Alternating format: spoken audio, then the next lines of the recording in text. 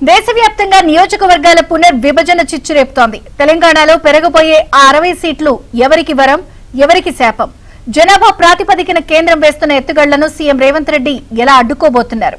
మహిళా రిజర్వేషన్ల వేళ హస్తం నేతలు తమ వారసులను బరిలోకి దించేందుకు సిద్దమవుతున్నారా? ఈ డీలిమిటేషన్ ప్రక్రియ రాజకీయ నాయకుల జాతకాలను మార్చేయబోతోందా?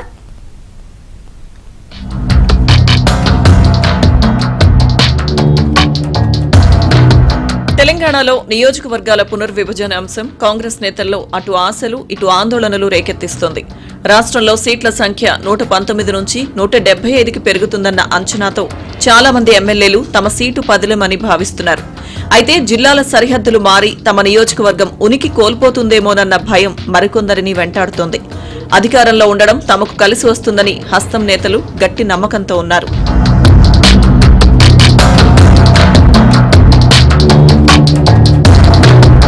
జనాభా ప్రాతిపదికన సీట్లు పెంచాలన్న కేంద్రం ప్రతిపాదనపై సీఎం రేవంత్ రెడ్డి తీవ్ర అభ్యంతరం వ్యక్తం చేస్తున్నారు.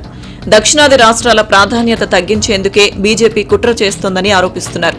కుటుంబ నియంత్రణ పాటించి జనాభాను తగ్గించుకున్న దక్షిణాదికి అన్యాయం జరిగితే ఊరుకోబోమని టీపీసీసీ చీఫ్ మహేష్ గౌడ్ హెచ్చరిస్తున్నారు. దీనిపై అధ్యయనం చేసేందుకు చల్లా వంశీచంద్ రెడ్డి నేతృత్వంలో కాంగ్రెస్ ఒక ప్రత్యేక కమిటీని కూడా ఏర్పాటు చేసింది.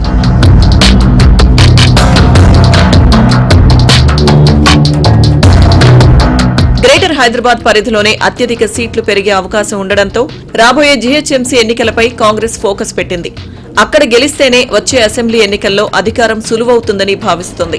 మరోవైపు 33% మహిళా రిజర్వేషన్లు అమలైతే తమ రాజకీయ వారసులను బరిలోకి దించేందుకు ముఖ్య నేతలు సిద్దమవుతున్నారు.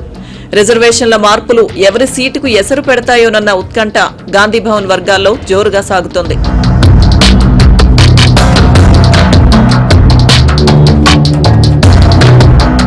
వారసుల ఎంట్రీకి ఇదే సరైన సమయమని భావిస్తున్న మంత్రులు, ఎమ్మెల్యేలు ఇప్పటికే తమ భార్యలు, కుమార్తెలను నియోజకవర్గాల్లో తిప్పుతున్నారు. కొండా సురేఖ, దామోదర రాజనరసింహ తమ కుమార్తెలను, రాజగోపాల్ రెడ్డి, మధుసూదన్ రెడ్డి వంటి వారు తమ సతీమణులను రంగంలోకి దించుతున్నారు.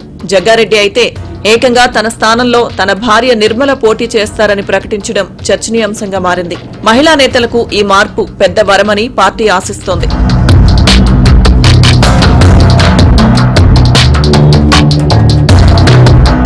నియోజకవర్గాల పరిధి తగ్గితే ఓటర్ల సంఖ్య 2.5 లక్షలకు తగ్గుతుందని, దీనివల్ల ఎన్నికల ఖర్చు తగ్గి ప్రచారం సులువవుతుందని ఎమ్మెల్యేలు లెక్కలు వేసుకుంటున్నారు.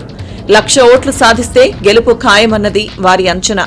కేంద్రం చేతిలో ఉన్న ఈ ప్రక్రియ రాష్ట్ర రాజకీయాలను ఏ మలుపు తిప్పుతుందోనన్న ఉత్కంఠ నెలకొంది. ఎన్నికలకు ఏడాది ముందే ప్రచారం మొదలుపెట్టి క్షేత్రస్థాయిలో పట్టు సాధించాలని హస్తం పార్టీ వ్యూహరచన చేస్తోంది.